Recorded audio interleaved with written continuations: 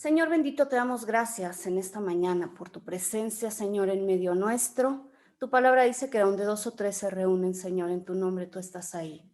Señor, y en esta mañana nosotros estamos aquí buscando, Señor, tu rostro, buscando conocer más de ti, buscando, Señor, conocer tu palabra, Señor, tener la certeza y la convicción, Señor, de que lo que tenemos hoy en día, Señor, es realmente lo que tú has preservado, lo que has guardado para que nosotros te conozcamos y para que puedas también, por medio de tu palabra, guiar nuestro andar diario, Señora, guiar nuestra vida. Yo te doy gracias en esta mañana, Señor, porque tu Espíritu Santo es quien nos guía a toda verdad, dice tu palabra, a toda justicia, es quien nos redarguye cada día para que podamos también presentarnos delante de ti, Señor, y estar a cuentas contigo por medio del arrepentimiento, Señor, porque sabemos que somos imperfectos, Señor, que todos los días es una nueva oportunidad para honrarte, Señor, pero también fallamos, Señor, y tú nos das esta oportunidad por medio de Jesucristo. Tu palabra dice, hijitos míos, estas cosas les escribo para que no pequen, pero si alguno hubiere pecado, abogado tenemos para con el Padre Jesucristo el justo. Gracias, Señor, por tu amor. Bendecimos tu nombre y ponemos este tiempo en tus manos. En el nombre de Jesús. Amén. Bueno, muy bien. Esta ha sido una clase, me refiero al tema de la palabra de Dios, pues con bastante contenido, ¿sí? Hemos estado viendo todo lo que hay de evidencia histórica, de todo lo que se refiere a la parte también de la papirología, es decir, la preservación de los escritos antiguos, que nos puede dar certeza respecto a la confiabilidad de la Biblia, ¿sí? Lo último que hablamos fue acerca de cómo se instituyó el canon, por una parte el canon del Antiguo Testamento, después vimos a detalle el Nuevo Testamento y les explicaba la razón de por qué se lleva a cabo esta diferenciación, ¿no? Es el pueblo judío quien en un momento dado va a establecer la canonicidad del Antiguo Testamento de una manera formal. No quiere decir que ellos son los que le dan autoridad a la palabra, y esto es algo pues en lo que he insistido y que espero que nos quede a todos muy claro, porque no es el ser humano quien determina que la palabra de Dios es verdaderamente revelación de Dios, sino que vemos que esto ocurre pues a lo largo del tiempo, y eso es el tema justamente que vamos a ver el día de hoy, ¿sí? Cómo es que se va dando a lo largo de la historia el que en diversas ocasiones, pues Dios reafirma esta situación de que su palabra es dada a su pueblo, ¿no? En relación al Nuevo Testamento, pues decíamos que es un proceso diferente porque en principio aquellos a quienes vino Jesucristo mismo ya encarnado como cumplimiento de las profecías que ahorita vamos a revisar, pues la misma palabra de Dios dice que a lo suyo vino, mas los suyos no le recibieron, hablando específicamente de este pueblo de Israel, que era el que pues había sido elegido por Dios para que por medio de este pueblo se diera la manifestación también de Cristo, ¿sí? Entonces, por esa razón es que se hace esta diferenciación, ya no es propiamente el pueblo judío quien confirma, digamos, la canonicidad del Nuevo Testamento, pero tampoco no es la Iglesia Católica, como vuelvo a repetir, mucha gente o por mucho tiempo hemos creído, sino que lo que estuvimos comentando ayer, y me regreso un poquito, ¿sí? Es que toda esta canonización se da en tres etapas. La primera es la etapa apostólica, que se da antes del año 70 después de Cristo, y es justamente el momento en el cual pues todos los apóstoles, comprendiendo cuál era su llamado de parte de Dios, pues asumen el ir a predicar el evangelio por todos lados, y entonces se empiezan a dar los primeros escritos, los testamentos o el testamento vamos a decir, desde 4 diferentes perspectivas, porque es solamente, perdón, un solo evangelio, ¿sí? Y se empiezan a escribir las cartas de Pablo a las diferentes iglesias que va sembrando en un momento dado en diferentes ciudades, en distintas culturas. Y estos documentos empiezan a ser reconocidos con autoridad, ¿sí? Entonces, esa es la parte de la etapa apostólica. Después viene la etapa precanónica, que es, decíamos, cuando ya surge como esta primer generación de seguidores, donde ya ellos van transmitiendo a otras personas y pues empiezan a surgir como los primeros padres de la iglesia, ¿sí? Estos padres de la iglesia empiezan a hacer referencia justamente a que ellos mismos han recibido de primera mano la revelación por parte de los apóstoles, o sea, que les han compartido la palabra, ¿sí? Y de esta manera vemos que empieza a haber algunos, que teniendo pues ya cierta autoridad quizás sobre una iglesia en particular, escriben cartas y en estas cartas se empieza a describir cuál ya es el contenido, digamos, del Nuevo Testamento. Esto empieza a generar justamente que se empiece como a validar la autoridad del Nuevo Testamento y finalmente vemos que el Nuevo Testamento ya queda canonizado entre el año 150 y 200 después de Cristo, ¿sí? Entonces, vemos también o vimos como referencia o hicimos mención de todas estas personas que fueron en un momento dado testigos del canon del Nuevo Testamento y hacemos referencia a un documento muy importante que es el canon de Muratori, Italia, que es descubierto por ahí del siglo XVII, XVIII aproximadamente después de Cristo, pero que data originalmente de el segundo siglo. Entonces realmente es muy temprano y decimos que este canon de Muratori ya contiene propiamente el listado como tal de los libros que identificamos como canónicos, pero además no solo viene la lista, sino que trae como un pequeño resumen, vamos a decir, una sinapsis de lo que trata cada libro.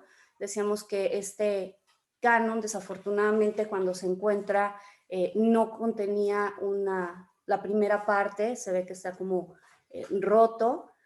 Y bueno, lo que han asumido es que en esa parte venían Mateo y Marcos, dado que este canon inicia en Lucas, pero ahí mismo hace mención que es el tercer evangelio, ¿no? Y hablando, decíamos tercer, no en importancia, sino más bien como en un orden que se había establecido ya para el Nuevo Testamento, ¿de acuerdo? Entonces, hemos visto, insisto, ampliamente todo lo que es la parte histórica, la parte con canonización. Espero que hasta aquí ya haya quedado claro el tema, ¿sí? Y ahora quiero entrar a la parte doctrinal, que para nosotros, pues por supuesto que también va a tener una importancia impresionante y además quiero que vayamos entendiendo, bueno, ¿por qué hablamos de un Nuevo Testamento? Entonces, recordemos que entre el Antiguo Testamento y el Nuevo Testamento nos encontramos con un periodo que se conoce como intertestamentario, aproximadamente 400 años, en los cuales se reconoce que no hubo propiamente revelación de Dios, o sea, es un tiempo de silencio en el cual se detuvo, sí, la profecía. Entonces, en un momento dado, si Dios determina detener la profecía, es porque hasta ese punto, digamos, no hay más que decir. Ya todo lo que tenía que decir está dicho.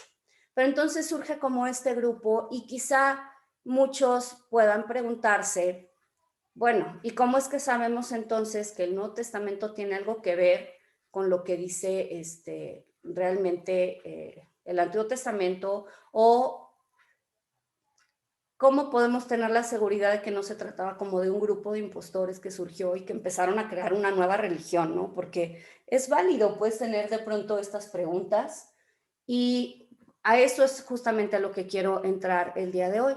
Primero, entender que el Nuevo Testamento, vamos a decir, es como la segunda parte de una historia, pero este Nuevo Testamento no puede dar continuidad a ninguna otra filosofía. O sea, si nosotros quisiéramos como encuadrar el Nuevo Testamento, no sé, y voy a decir quizá tonterías, ¿no? Pero con el budismo, pues por supuesto que nada que ver. Si quisiéramos encuadrarlo con religiones antiguas, pues como las que surgieron de Babilonia, no tiene nada que ver, ¿sí? Porque es muy claro, y ahorita la idea justamente de esta clase es que podamos tener todos esta claridad, que el Nuevo Testamento apunta de manera muy importante a todo lo que se refiere el Tanaj, ¿sí? Lo que es el Antiguo Testamento hebreo.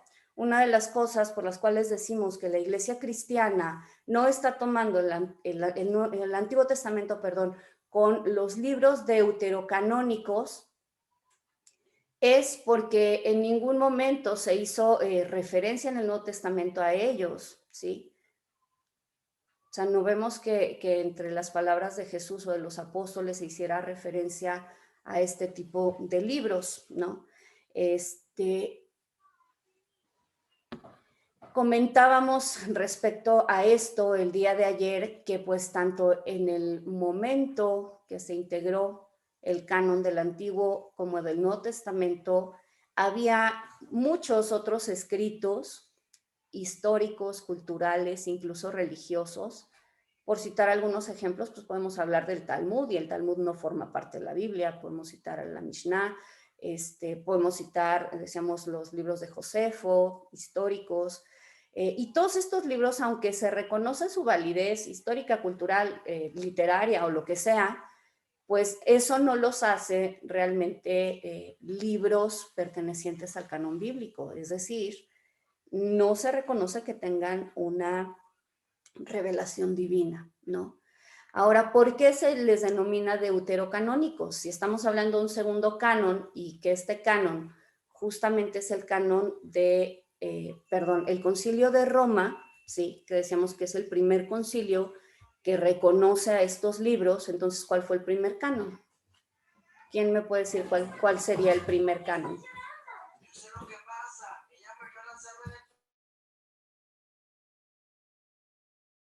¿El Tanaj?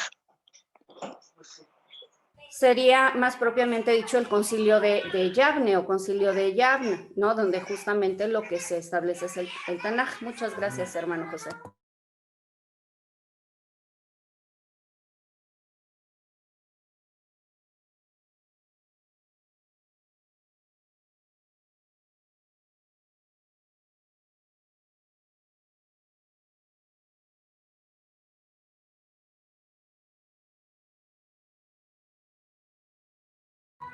Discúlpenme. Ok, entonces el primer canon efectivamente es el que se establece en el concilio de Yavne, ¿sí? Que es el Tanaj.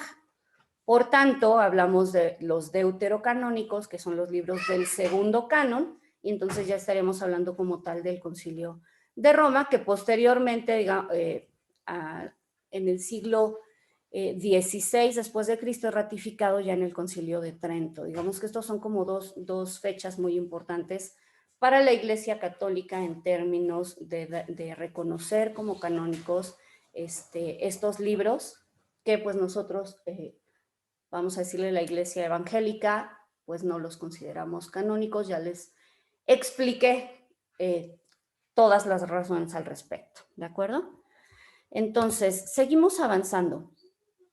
¿Por qué hablamos de un Nuevo Testamento? Y esto pues es muy importante, no únicamente por el nombre de las secciones, como quizá nosotros lo hemos entendido, es nada más como para dividir lo nuevo de lo antiguo. No, lo primero que tenemos que entender es que la palabra de Dios, desde el principio, Dios establece pactos con el hombre, ¿sí?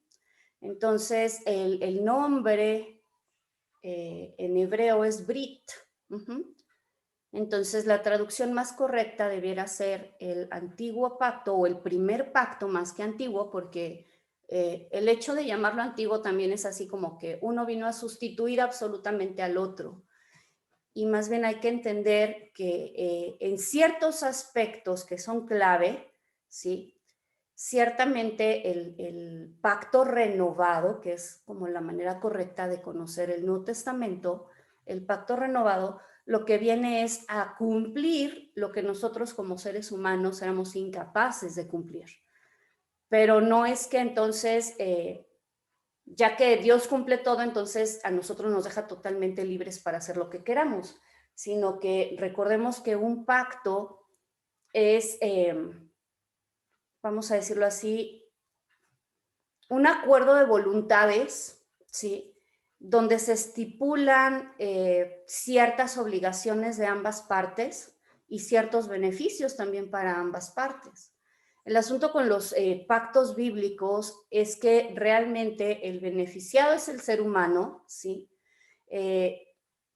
Pero también esto implica que nosotros debemos adquirir un compromiso para también tener esos beneficios, ¿no? Entonces a eso se refiere un pacto. Tenemos el antiguo pacto que, bueno, en primer lugar Dios lo establece con Abraham, y de esto habla ampliamente en Romanos, ¿sí?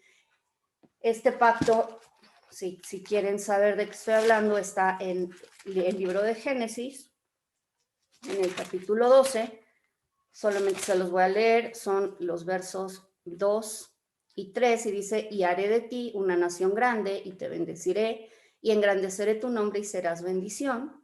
Bendeciré a los que te bendijeren, a los que te maldijeren, maldeciré. Y esta es la parte más importante del pacto, y serán benditas en ti todas las familias de la tierra. ¿Se dan cuenta? Aquí, cuando estudiamos respecto a esto, le dice, serán benditas, y bueno, aquí es en tu simiente, ¿sí? En el original hebreo dice, en tu simiente serán benditas todas las familias de la tierra. Y esa simiente no se refiere a nadie más que a Jesucristo.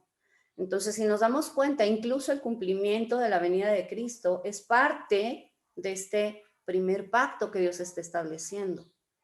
Lo único que hace es establecer un pacto, dice Hebreo, sobre mejores promesas. O sea, no es que anula uno para hacer uno nuevo, sino que la parte que nosotros incumplimos como seres humanos, Jesucristo viene y la cumple en nuestro lugar, pero Él tomando forma de hombre, ¿sí?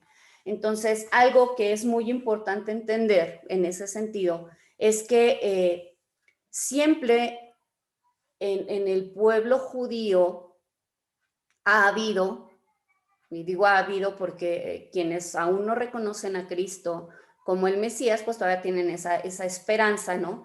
Pero ha habido como esta expectativa de la venida de un libertador, de la venida de un Mesías. La palabra Mesías, Mashiach en hebreo, significa ungido, ¿sí? Entonces, siempre ha habido esta expectativa mesiánica. Lo vemos a lo largo de todo lo que es el Tanaj, de todo lo que es voy a referirme así, el Antiguo Testamento, porque es como lo conocemos nosotros, ¿sí? Y nosotros vemos que este cumplimiento se da justamente en Cristo Jesús, ¿sí? ¿En qué lo podemos ver? Pues vamos a ir leyendo el Nuevo Testamento, que justamente ahorita lo que vamos a hacer es revisar como esta conexión que se va dando entre el Antiguo y el Nuevo por el cumplimiento en Cristo de todo lo que se esperaba. Entonces está Juan 1:45,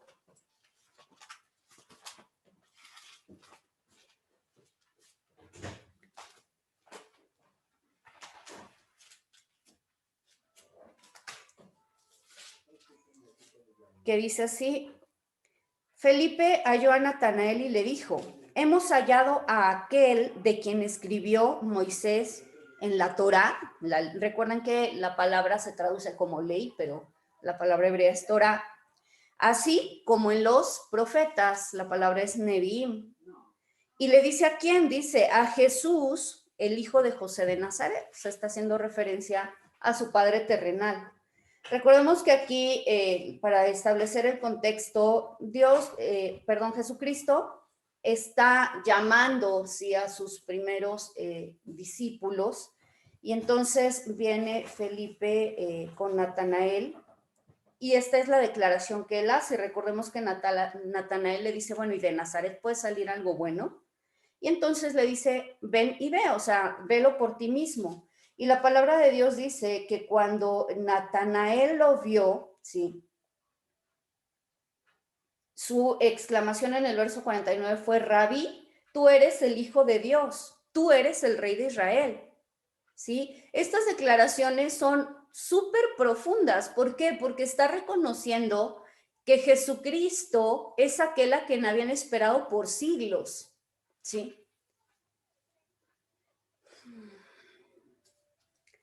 Vemos que esto mismo ocurre, no es el único, vemos que hay muchas personas. Vamos a Marcos 1:15.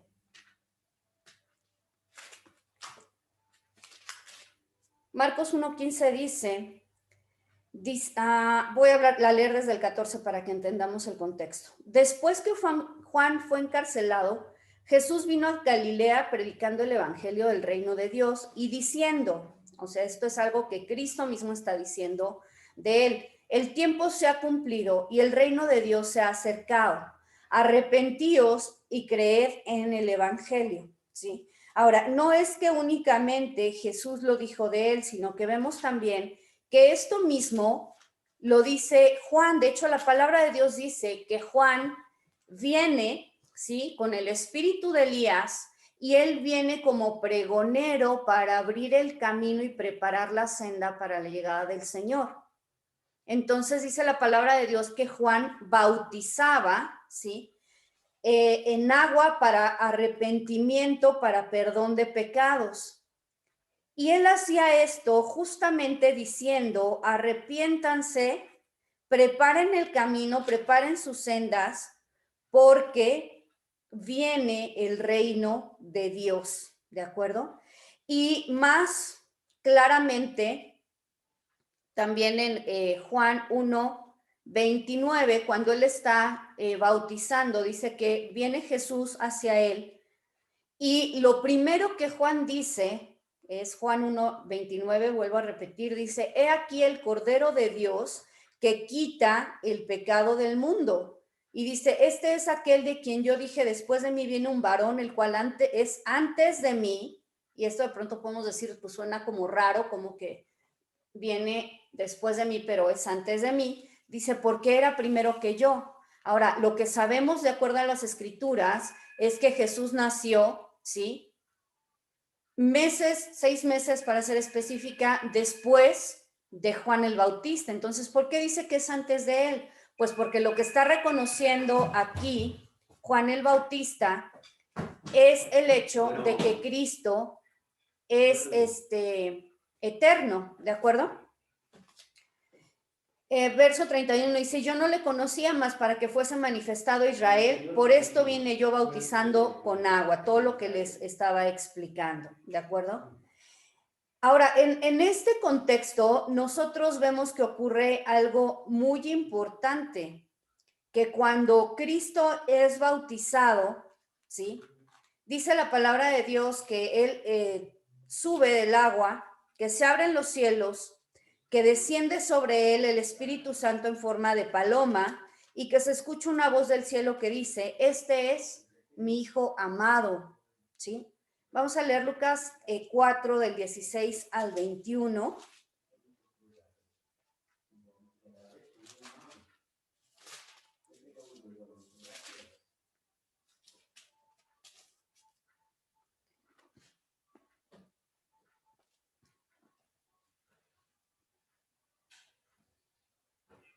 Y este es un pasaje también súper significativo, también para poner un contexto, porque, bueno, lo que vemos es que Jesús, naciendo en el contexto judío, pues él asistía rigurosamente a las sinagogas, los Shabbat. Y en el Shabbat se hacía la lectura del rollo. Recordemos que se habla de rollo referente justamente a las escrituras, ¿sí? Entonces, cuando se hacía la lectura del rollo, normalmente se hacía lectura de una porción de la ley de la Torá y de una porción de los profetas, ¿sí? Cuando a él le entregan la porción que va a leer, es decir, no es algo que él en un momento va a seleccionar específicamente, pero lo que quiero que vean aquí es con cuánta precisión Dios prepara todas las cosas, ¿sí?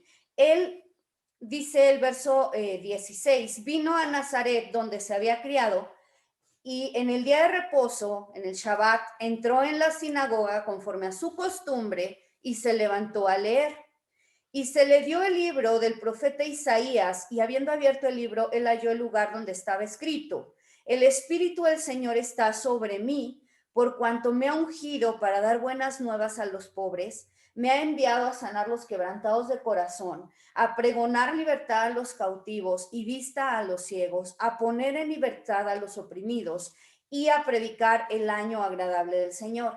Y enrollando el libro, lo dio al ministro y se sentó, y los ojos de todos en la sinagoga estaban fijos en él. Pero no paró ahí, o sea, no fue solo la lectura, sino que dice, y comenzó a decirles, hoy se ha cumplido esta escritura delante de vosotros, ¿sí? Sin embargo, el hecho de que él hiciera este tipo de declaraciones, vemos que pues le costó el hecho de que los fariseos, de que los saduceos, los escribas, ¿sí?, se levantaran en contra de él, porque dice la palabra de Dios que él se hacía igual a Dios al hacer este tipo de declaraciones. Y él lo hacía abiertamente, no lo hacía de manera encubierta, ¿sí? Entonces, una de las cosas que vemos que el cumplimiento de todas estas profecías que hablaban acerca de la venida de un Mesías se da en Cristo, porque no solamente lo reconoce él mismo, sino que además esto lo reconocen diferentes personas a lo largo de su ministerio, ¿de acuerdo? Ahora, hay otra parte que es súper interesante, a mí algo que me encanta ahora que pues estamos haciendo el estudio también de la palabra de Dios desde las raíces hebreas, es encontrar una cantidad de paralelismos que se van dando en la escritura del Antiguo con el Nuevo Testamento.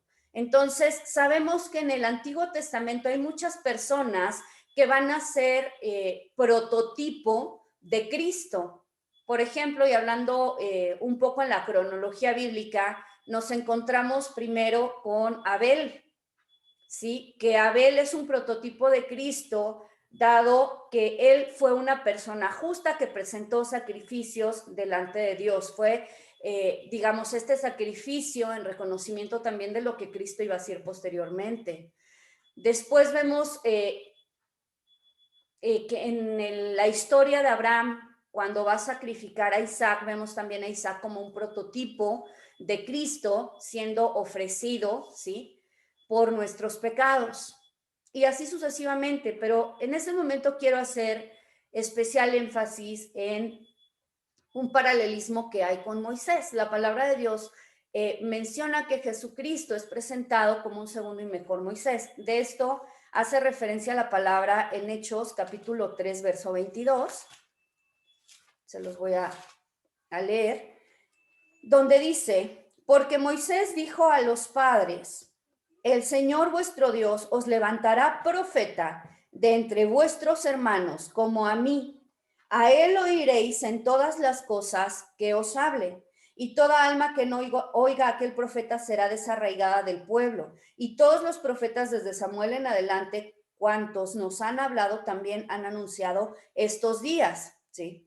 Vosotros, dice, sois los hijos de los profetas y del pacto que Dios hizo con nuestros padres por medio de Abraham. Por eso dice, diciendo Abraham, ese es el primer pacto. En tu simiente serán benditas todas las familias de la tierra. A vosotros primeramente, Dios, habiendo levantado a su Hijo, lo envió para que os bendijese a fin de que cada uno se convierta de su maldad. Está hablando aquí acerca de Cristo, ¿sí?, como esa figura que está trayendo un mejor pacto, ¿de acuerdo? El primer pacto es hecho con Abraham, pero posteriormente es ratificado, sí, también esto lo hemos estudiado en las clases de raíces hebreas, es ratificado con Isaac, es ratificado con Jacob y posteriormente con Moisés. Y con Moisés también forma de ratificarlo es mediante la entrega de la Torá, que también ahorita lo vamos a revisar, ¿de acuerdo? Entonces, acompáñenme a Mateo 2, 14 y 15.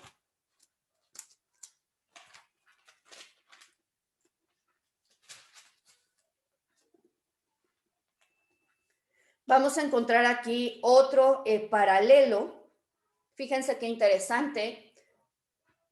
Recordemos el contexto del Antiguo Testamento en el cual todo el pueblo de Israel, siendo aún la familia de Israel o de Jacob, eran 70 personas aproximadamente, llegan a Egipto a causa del hambre y se establecen en Gosén, ¿sí?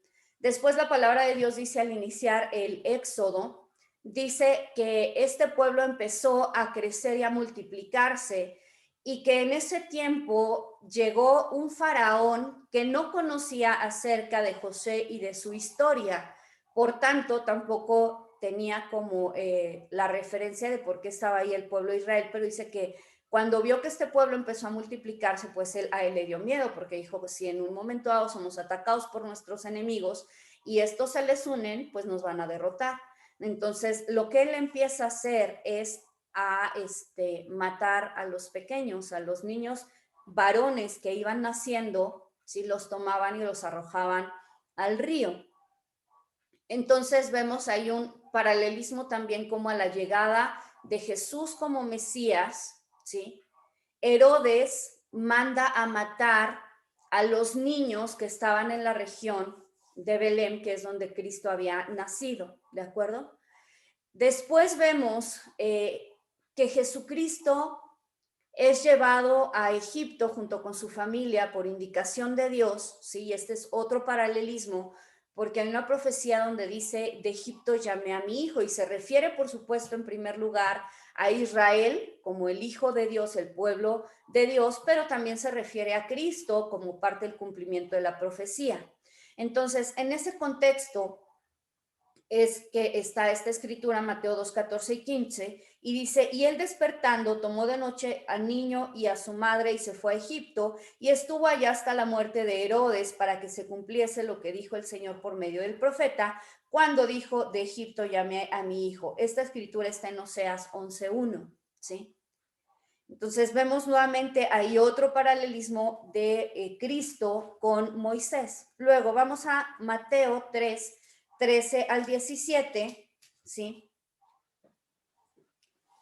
Y aquí vemos otro muy Perdón. interesante, perdón, ¿Fue Oseas qué, perdón? Está 11:1, en... Perdón. 11:1. Gracias. No hay de qué. Después vamos a ver el bautismo de Cristo y vemos cómo también el pueblo, una vez que sale, me refiero al pueblo de Israel, que sale de Egipto, cruza por en medio del Mar Rojo, ¿sí? Y este es un simbolismo del bautismo. Nosotros vemos también en el Antiguo Testamento varios momentos en los cuales se llevan a cabo este tipo de bautismos. Por ejemplo, uno de ellos muy significativo también es el diluvio, ¿sí? Aquí estamos viendo al pueblo de Israel pasando por el medio del Mar Rojo y esto vemos nuevamente que simboliza el bautismo y específicamente hacemos el paralelismo con Cristo. Entonces, Mateo 3, 13 al 17 dice, entonces Jesús vino de Galilea a Juan al Jordán para ser bautizado por él, mas Juan se lo ponía diciendo, yo necesito ser bautizado por ti y tú vienes a mí. Pero Jesús le respondió, deja ahora, porque así conviene que cumplamos toda justicia. Es decir, recordemos que Juan bautiza, vuelvo a repetir, en agua para arrepentimiento de pecados. Entonces, cuando Juan ve que Jesús viene, le dice, oye, tú no necesitas ser bautizado, quien necesita arrepentirse de sus pecados soy yo, ¿sí? O sea, en este tipo de cosas también vemos cómo se reconoce la total limpieza, pureza de Cristo, ¿sí? Sin embargo, Jesús dice, es necesario que cumplamos con toda justicia. Entonces, no es que Él se bautiza porque lo necesita, sino por cumplir un mandamiento de Dios. Entonces, ahora nosotros, como cristianos, el bautismo no es para perdón de pecados, porque el perdón de pecados lo recibimos mediante la redención en Cristo Jesús, pero nos bautizamos también para cumplir con la justicia, para cumplir con el mandamiento de Dios. Sigo leyendo en el 16. Y Jesús, después que fue bautizado, subió luego del agua, y aquí los cielos le fueron abiertos, y vio al Espíritu de Dios que descendía como paloma y venía sobre él. Y hubo una voz de los cielos que decía, este es mi hijo amado, en quien tengo complacencia.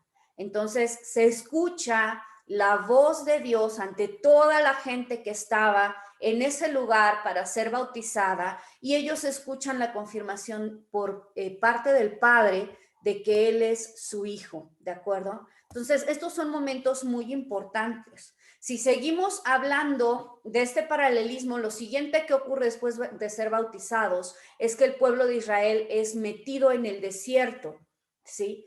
Y algo que debemos entender es que el desierto es un símbolo de prueba, un lugar en el cual nuestra fe va a ser probada, ¿sí? Entonces, de esa misma manera que el pueblo de Israel entra al desierto, que Moisés entra al desierto, entra Jesucristo al desierto durante 40 días para ser tentado, ¿sí? No voy a leer toda la escritura por cuestión de tiempo, solamente vamos a ver qué dice el verso 1. Entonces Jesús fue llevado por el Espíritu al desierto para ser tentado por el diablo, y después de haber ayunado 40 días y 40 noches, tuvo hambre. Y luego vemos que viene el tentador, ¿sí? Que trata justamente, vamos a decirlo así, de seducir a Jesucristo, pero él, con la palabra de Dios, logra derrotar o superar cada una de estas pruebas que le son presentadas, ¿sí? A diferencia del pueblo de Israel, que vemos, y vuelvo a repetir, o sea, bien importante ver que quien los mete en el desierto es el Espíritu Santo, es Dios. A veces cuando nosotros estamos en la prueba, quizá lo que empezamos a hacer es reprender demonios. Explicaba ayer mi mamá esta parte en la clase y decía, nos parece que cuando estamos viviendo una situación contraria, pareciera que es el diablo el que nos está atacando, y lo que tenemos que entender es que cuando Dios permite que entremos en la prueba, que entremos en ese desierto, es porque Él tiene un propósito, un objetivo, que es desarrollar en nosotros el carácter de Cristo. Pero para que nosotros podamos desarrollar ese carácter de Cristo, necesitamos estar llenos de la palabra de Dios. La forma en la que Cristo derrotó a Satanás en medio o en este contexto de tentación y de prueba fue justamente por la palabra, ¿sí? Ahora, ¿qué ocurrió con el pueblo de Israel? Que en cada prueba que ellos se enfrentaban, que si no había agua, pues lo que ellos tenían que hacer era clamar a Dios, pero en lugar de eso, lo que ocurría era que se quejaban amargamente, que empezaban a murmurar, que empezaban a generar rebelión. Entonces, aquí vemos que podemos tener dos respuestas ante la prueba. Una respuesta es: me enojo, me quejo, murmuro, no entiendo lo que me pasa y me lleno de amargura, como ocurrió con el pueblo de Israel. O empiezo a entender que parte del proceso de la vida cristiana es pasar por pruebas, porque en medio de la prueba es que yo voy a mostrar mi madurez, mi fe, mi carácter cristiano. Y entonces yo tengo una respuesta correcta ante la prueba, y eso manifiesta que yo ya tengo un nivel también de madurez espiritual mayor, ¿de acuerdo? Entonces vemos otro paralelismo. Vamos ahí mismo en Mateo 5 y 6, y esto es muy, muy interesante. Estos capítulos de Mateo, ¿sí?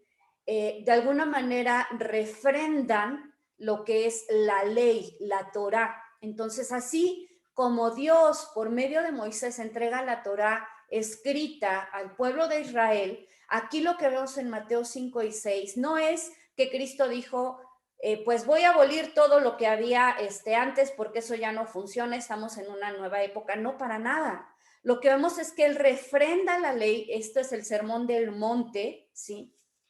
Y lo que Él hace en muchas ocasiones es decir, escuchasteis que fue dicho, no matarás. Estoy poniendo un ejemplo. Mas yo os digo, ¿sí? Que cualquiera que se enojare contra su hermano es culpable de homicidio. Entonces, lo que vemos es que lo que Cristo está haciendo cuando comparamos nosotros la Torá, que es la ley entregada en el Antiguo Testamento, con esta ley que Cristo está perfeccionando, no aboliendo, ojo, que está perfeccionando, es ponernos la varita un poco más alta. ¿Por qué? Porque la Torá en el Antiguo Testamento, lo único que era capaz, vamos a decir así, de evaluar era la conducta de las personas, sus hechos. No matarás, no cometerás adulterio, no hurtarás, etcétera. Pero lo que hace Cristo en el perfeccionamiento de la Torá es no irse únicamente a los hechos, sino incluso a las intenciones y a las motivaciones que están en el corazón. Y entonces, por ejemplo, Él puede decir, Si alguien ve una mujer para codiciarla, ya adulteró con ella en el corazón. Es decir, no es necesario que te acuestes con alguien para haber cometido pecado. Pone la barrita más alta. No es necesario que asesines a alguien. Con que lo odies, el siguiente paso pues va a ser que lo mates si sigues alimentando ese odio. Entonces lo que él hace es ir más profundo en el problema del ser humano. Pero vuelvo a repetir, lo que está haciendo es ratificar la ley, perfeccionarla. ¿Sí? Solamente de todo lo que hay en capítulos 5 y 6 de Mateo, que los invito a que lo lean en el devocional de las 8 de la mañana, lo estamos escudriñando, lo que es el libro de Mateo, pero únicamente el verso 17 y 18 dice: no penséis que he venido para abrogar la Torá o los Neviim, la ley o los profetas. No he venido para abrogar, sino para cumplir. Porque de cierto os digo que hasta que pasen el cielo y la tierra, y aquí Jorge también es bien interesante, no sé si estás por ahí, que veas cómo este verso lo está dando en el contexto de todo lo que es la ley. Porque de cierto os digo que hasta que pasen el cielo y la tierra, ni una jota ni una tilde pasará de la ley hasta que todo se haya cumplido. ¿Sí? Leslie, yo Sí, quisiera aportar una palabra que me encontré al respecto de justamente esto que estás mencionando. claro. En segunda de Pedro, ahorita te digo dónde. Segunda de Pedro 3, a partir del 10, que dice: pero el día del Señor vendrá como ladrón en la noche, en el cual los cielos pasarán con gran estruendo y los elementos ardiendo serán deshechos, y la tierra y las obras que en ella hay serán quemadas. Puesto que todas estas cosas han de ser deshechas, ¿cómo no debéis vosotros andar en santa y piadosa manera de vivir, esperando y apresurándonos para la venida del día de Dios, en el cual los cielos, encendiéndose, serán deshechos y los elementos, siendo quemados, se fundirán? Pero nosotros esperamos, según sus promesas, cielos nuevos y tierra nueva, en los cuales mora la justicia. Ya, bueno, por el 14 dice: por lo cual, oh amados, estando en espera de estas cosas, procurar con diligencia ser hallados por él sin mancha e irreprensibles en paz. Se me hizo que, con respecto a lo que comentó Jorge ese día de cómo era esto, esta palabra pues nos deja claro cómo que es que todo eso va a ser destruido. O sea, la tierra y los cielos van a ser realmente destruidos, ¿no? Así es. Sin embargo, también, gracias Edith, habla en ese mismo sentido de la permanencia de su propia palabra, de todo lo que está escrito en la Torá, en los profetas, o sea, todo lo que está en Tanaj, y por supuesto todo lo que viene a sumarse posteriormente en el Nuevo Testamento. ¿Sí? Ok, vamos a seguir avanzando. Juan 6, 32 al 35.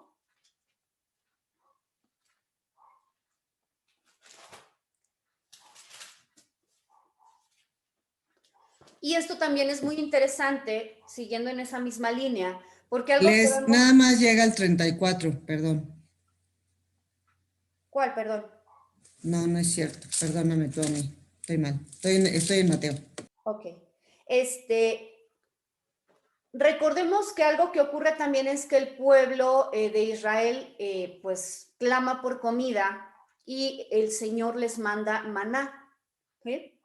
Pero aquí específicamente lo que está diciendo Jesús es que Él mismo es el maná del cielo, el pan de Dios que es para vida eterna. Entonces vemos todos estos simbolismos que son tan importantes. Juan 6, 32 al 35 dice: y Jesús les dijo: de cierto os digo, no os dio Moisés el pan del cielo, mas mi Padre os da el verdadero pan del cielo, porque el pan de Dios es aquel que descendió del cielo y da vida al mundo. Le dijeron: Señor, danos siempre este pan. Y Jesús les dijo: yo soy el pan de vida. El que a mí viene nunca tendrá hambre, y el que en mí cree no tendrá sed jamás. ¿Se dan cuenta todos los paralelismos aquí con Moisés? Y para cerrar esta parte vamos a Lucas 9, 30 al 31.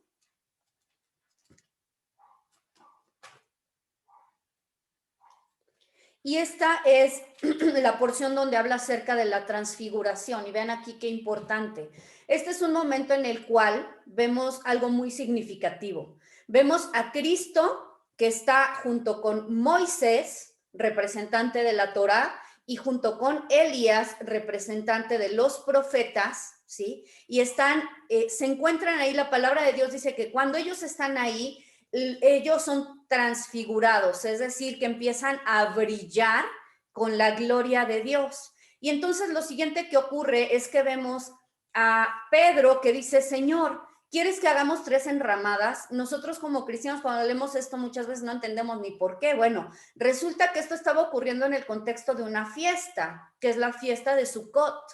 Entonces recuerden que parte de lo que se hacía en fiesta de Sukkot era hacer estas, vamos a decir, tipo casas temporales, que se conocían también como cabañas o suka. Suka es la palabra hebrea, ¿sí? Por eso se llama Sukkot, es la palabra en plural, ¿sí? Y lo que le dice Pedro es, ¿quieres que hagamos una enramada para cada uno de ustedes? ¿No? Sin embargo, aquí vamos a ver algo que es lo más importante de este pasaje y que es cómo Dios establece nuevamente la supremacía de Cristo por encima de la ley y por encima de los profetas. Entonces lo que dice es, y vino una voz desde la nube que decía, este es mi hijo amado, a él oíd. Entonces lo que estamos viendo es el reconocimiento por parte de Dios de Cristo como su hijo. ¿Sí? Y vemos que cuando ocurrían este tipo de cosas, vuelvo a repetir, no es que era en lo secreto, sino que Dios hablaba y se escuchaba la voz de tal suerte que vemos que hay el registro de este acontecimiento en los evangelios. ¿Por qué? Pues porque mismo Pedro pudo escucharlo, porque mismo Juan que estaba ahí pudo escucharlo y Jacobo. Recordemos que ellos 3 estaban ahí con Jesucristo, ¿sí? Entonces, cuando ellos están escribiendo el testamento, me refiero al evangelio, aparte del Nuevo Testamento, ¿sí? Ellos tienen muy claro y muy presente todo esto que ellos experimentaron con Cristo, porque lo vivieron de primera mano, porque ellos fueron testigos de todo esto, ¿de acuerdo? Ahora vamos a ver a lo que hemos estado haciendo referencia, que es la autoridad apostólica.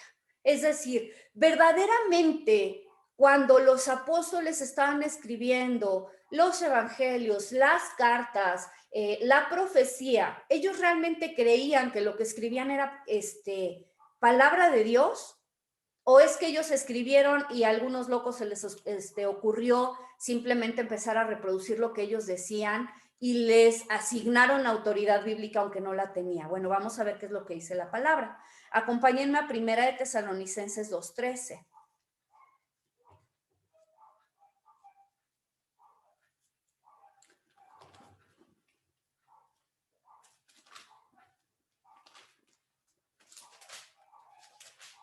Dice así la palabra de Dios. Por lo cual, dice, también nosotros sin cesar damos gracias a Dios de que cuando recibisteis la palabra de Dios que oísteis de nosotros, ¿por medio de quién le estaban escuchando? De los apóstoles. Ellos les están diciendo, cuando ustedes escucharon la palabra de Dios que nosotros les compartimos, la recibisteis no como palabra de hombres. Pongan aquí mucha atención, sino según es en verdad, y vuelve a recalcar, la palabra de Dios, la cual actúa en vosotros los creyentes. Esto es la autoridad apostólica. No tiene nada que ver con un reconocimiento por parte de la iglesia de ciertas personas, no. Y me refiero a la Iglesia Católica. Esto está ocurriendo muy temprano en la historia. Vemos que ya lo estuvimos revisando, ¿sí? Fue hasta el siglo IV que la Iglesia Católica reconoce la autoridad canónica de las Escrituras. Pero esto está ocurriendo apenas muy temprano, vuelvo a repetir, aproximadamente sobre el año 50 después de Cristo, dentro del primer siglo, ¿sí? Vamos a 2 de Pedro 3:2.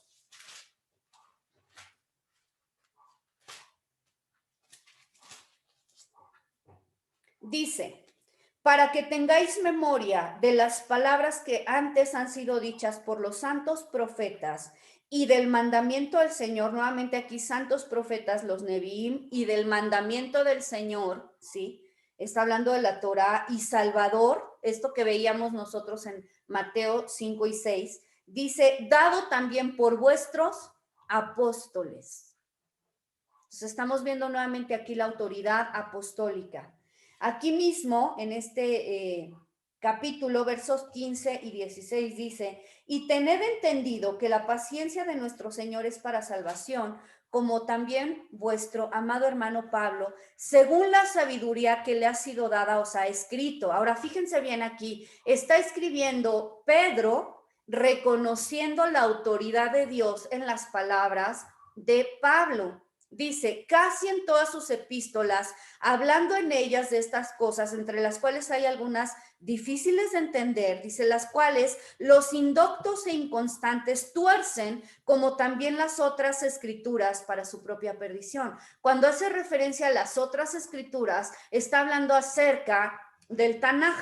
Entonces está poniendo las palabras escritas, las cartas escritas por Pablo al mismo nivel de la escritura en el Tanaj, ¿de acuerdo? Segunda de Tesalonicenses 2:15.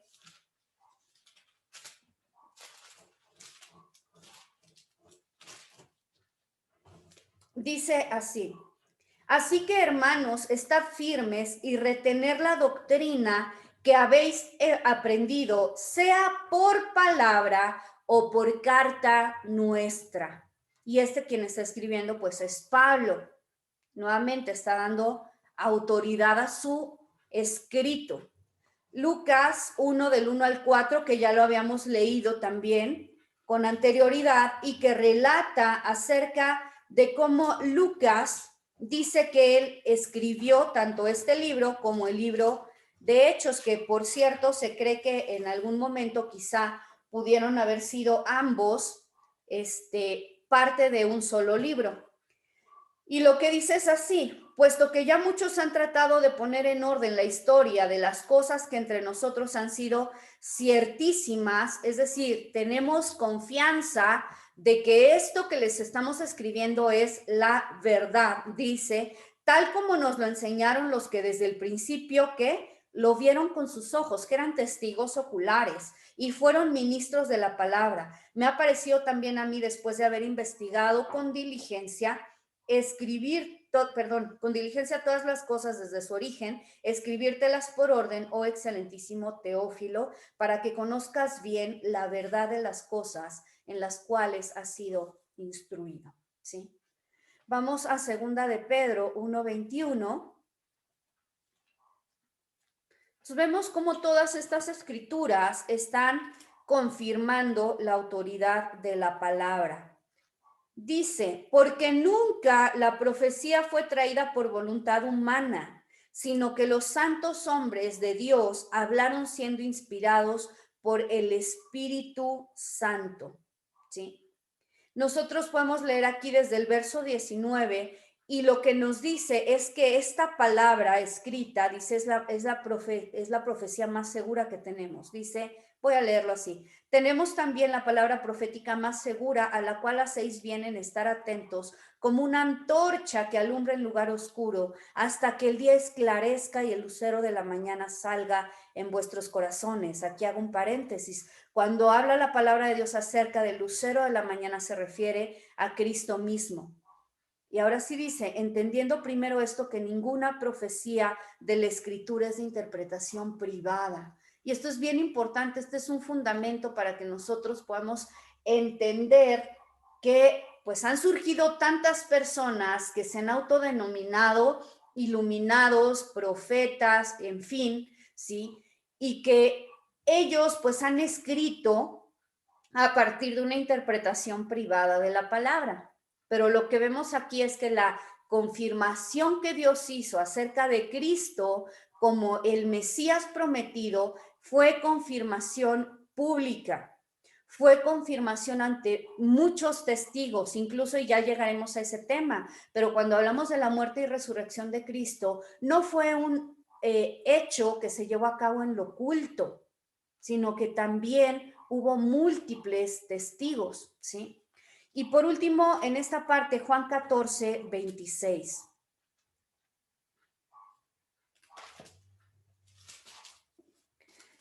Dice así: mas el Consolador, el Espíritu Santo, a quien el Padre enviará en mi nombre, Él os enseñará todas las cosas y les recordará ¿qué? Todo lo que yo os he dicho. Fíjense, mucha gente pone, vuelvo a repetir, en tela de duda el Nuevo Testamento porque dicen, no, es que fue escrito muchos años después de que Cristo estuvo aquí. Primero ya demostramos que eso no es cierto, ¿sí? Que a lo sumo deben haber pasado con la evidencia que contamos el día de hoy, ¿sí? Lo más temprano en términos de registros es aproximadamente sobre el año 50 después de Cristo, es decir, habrían pasado aproximadamente unos 20 años para que se empezara, digamos, a escribir esto. De acuerdo, vuelvo a repetir, a la evidencia que tenemos, lo que quiere decir que es probable que haya habido escritos anteriores que en algún momento dado desaparecieron. Recordemos también, y esto es bien importante, que después de que Cristo asciende, empieza a haber una opresión sobre los judíos muy fuerte, empieza a haber persecución, guerras, y pues hay un emperador que es Diocleciano, que es un cuate que mandó a quemar una cantidad impresionante de literatura judía, ¿no? Entonces, entre ello, por supuesto que hubo muchísimas pérdidas, y es maravilloso que en medio de todas esas pérdidas que se dieron, pues se hayan logrado preservar, decíamos, más de 5,000 escritos en el griego original, ¿de acuerdo? Y es impresionante porque eso nos habla de que entonces no eran unas cuantas miles de copias las que andaban circulando. Seguramente eran decenas de miles ya las que se habían reproducido, de tal suerte que aún quemando una cantidad enorme de documentos, se pudieron preservar estos, ¿de acuerdo? Entonces, algo impresionante, les decía, no es solamente el hecho de que los apóstoles, que son los testigos oculares, hayan escrito, sino que además está aquí la promesa de Jesús de que el Espíritu Santo les iba a recordar cada palabra de lo que Él les había dicho, ¿de acuerdo?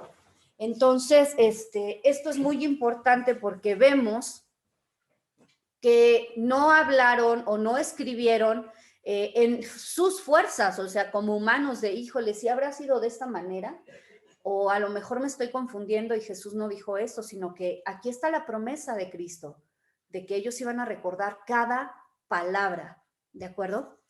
Ahora, lo que quiero que veamos ya para cerrar esta clase, ¿sí? Es un cuadro en el cual, ahorita solamente lo voy a dejar como referencia, no nos va a dar tiempo, yo creo que lo vamos a ver ya el lunes, de cómo Dios mismo confirma la revelación de su palabra a lo largo de todas las escrituras. Desde el Tanaj, que es el Antiguo Testamento, vamos a ver en la parte de la Torá, donde hay confirmación de parte de Dios, en los profetas, en los Ketubim, y por último en lo que se conoce como el Brit Hadashah o Nuevo Testamento. Todas estas son las palabras hebreas para que se vayan familiarizando, y abajo viene el nombre en español. ¿De acuerdo? Creo que ya el tiempo se nos fue. Les repito, esto lo vemos el próximo lunes. Quisiera saber si alguien tiene alguna duda o algún comentario antes de cerrar.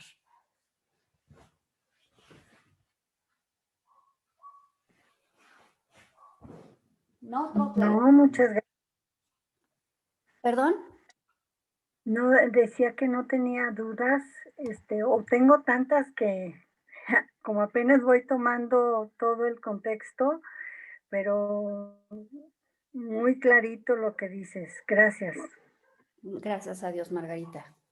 Entonces, lo que pretendo específicamente con la clase del día de hoy es que entendamos que no se forzó un puente entre el Antiguo y el Nuevo Testamento, porque en realidad en la palabra de Dios, en el Nuevo Testamento, hay más de 300 referencias al Antiguo Testamento, hechas ya sea por Jesucristo o hechas por sus apóstoles.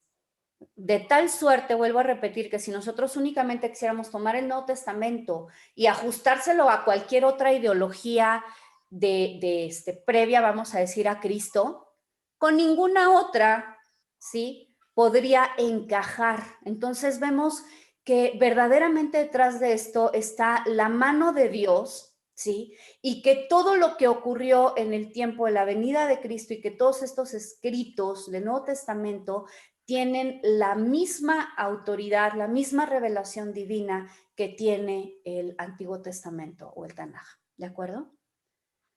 Entonces, ese sería, digamos, como el resumen de la clase de hoy. No sé si entonces alguien quiera hacer otro comentario o cerramos la clase. Yo sí. Claro, adelante. Es impresionante, me quedo maravillada de cómo se complementa uno con el otro, que no se contradice. Estoy fascinada, la verdad, cómo Dios ha preservado su palabra y cómo nos muestra su poder y cómo ese paralelismo que hay entre el Antiguo Testamento y el Nuevo Testamento, de que todo habla de Jesús, de su venir, todo se cumple al pie de la letra, sin contradicciones, sin nada. Es impactante, es hermoso, la verdad. Gracias. Sí, pero la verdad es que yo estoy igual que tú. La verdad es que descubrir todo esto para mí ha sido una aventura, y eso que apenas estamos empezando, estamos apenas hablando, y para mí es bien, bien, bien importante este tema, porque finalmente para nosotros es la base de toda nuestra fe. Y si nosotros tenemos o guardamos alguna duda respecto a lo que leemos, pues entonces caemos en situaciones muy peligrosas, ¿no? De decir, pues es que a lo mejor el Antiguo Testamento era para unos, pero no es para otros, que nos ha pasado como cristianos, ¿no? Tristemente, creo que a muchos de pronto nos enseñaron como que no, es bien difícil leer el Antiguo Testamento, no te metas ahí, además eso era para los judíos, para nosotros ya es el Nuevo Testamento, es la gracia, vivimos en otros tiempos, y como que desechábamos toda la parte anterior. Sin embargo, en la medida que nosotros vamos entendiendo que es un solo mensaje, que es un mismo Dios, que es un mismo plan, vamos descubriendo todas estas, yo les llamo perlas, ¿sí? Todos estos tesoros que nos permiten ver que el corazón de Dios, ¿sí?, desde el principio de los tiempos hasta el final de los tiempos ha sido el mismo. Él es un Dios de amor que ha buscado, pues, manifestarse al ser humano, que continuamente el ser humano nos estamos rebelando y le estamos fallando, pero que a pesar de ello, Él hace esfuerzos una y otra vez para acercarse a nosotros. Y verdaderamente, en la medida que vayamos conociéndolo, nos vamos enamorando más de Él. Y eso es lo que, pues, yo quisiera que cada uno de nosotros llegáramos, ¿no? A ese entendimiento de la palabra, que podamos amarla y que podamos escudriñarla y que podamos buscarle y rascarle y encontrar cosas, porque tiene verdaderamente una riqueza impresionante. Gracias, Vero. Quisiera dejar un testimonio que me pasó ayer, de acuerdo a las enseñanzas que nos estás dando, Leslie. Claro. Estaba yo leyendo el pasaje cuando Jesús fue llevado al desierto para ser tentado, y cómo Satanás le dijo, sube acá al monte y tírate, ¿no? Y los ángeles van a recogerte. Pero decía, y era una enseñanza de Liliana Hunter, que si Jesucristo se hubiera aventado, hubiera caído en el Valle del Cedrón, que era por donde se sacaban todos los desperdicios de la ciudad, y explicaba una serie de datos geográficos que nos dan enseñanza bíblica, y yo dije, wow, nunca tomé la importancia de fijarme en los datos geográficos de la escritura. Yo los pasaba como quien no leyó nada, o sea, nada más como un dato, pues nunca le di importancia, pero me estoy despertando a que todos esos datos tienen enseñanza que hace más fuerte mi fe.